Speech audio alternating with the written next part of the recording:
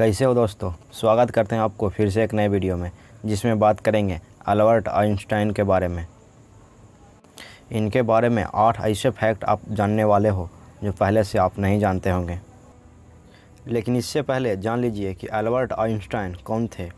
Albert Einstein एक German mathematician और physicist थे और 20वीं सेंचुरी के मोस्ट इन्फ्लुएंसर साइंटिस्ट में इनको गिना गया था। इनको 1921 में नोबेल प्राइज़ भी मिला है फोटो इलेक्ट्रिक इफ़ेक्ट को एक्सप्लेन करने के लिए। आइंस्टाइन का जन्म जर्मनी के एक शहर विक्सबर्ग में 14 मार्च 1879 को हुआ था। ये बहुत सारे डिस्कवरी और इन्वेंशन किए, लेकिन इनको जाना जाता है E=mc² थ्योरी ऑफ रिलेटिविटी के लिए, जिसकी मदद से न्यूक्लियर पावर और परमाणु बम विकसित करने में हेल्प मिला।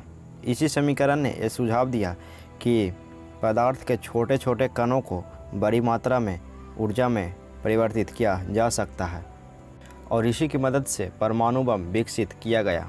तो चलिए अब जानते हैं अल्बर्ट आइंस्टाइन के बारे में वो फैक्ट जिसके लिए आप ये वीडियो देख रहे हैं।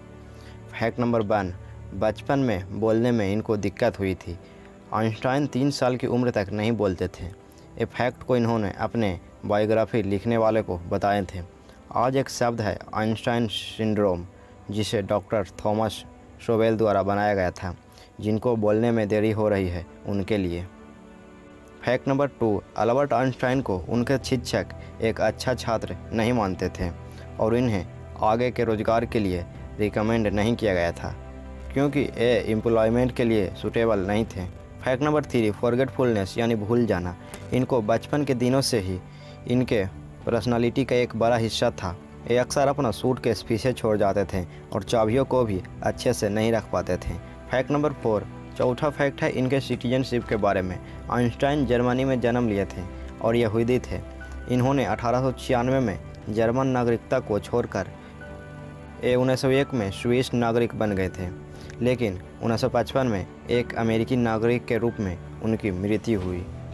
फैक्ट नंबर 5, 1952 में जब इजराइल के पहले राष्ट्रपति का मृत्यु हो गया था, तब इजराइल ने आइंस्टाइन को इजराइल का राष्ट्रपति बनने का मौका दिया था, लेकिन ये कहते हुए विनम्रता से इस ऑफर को अस्वीकार कर दिए कि उनके पास लोगों के साथ ठीक से व्यवहार करने की स्वाभाविक योग्यता और अनुभव नहीं है। वह केवल थोड़ा सा साइंस जानते हैं और ह्यूमन नेचर को नहीं समझते हैं। ये कहना था आइंस्टाइन का।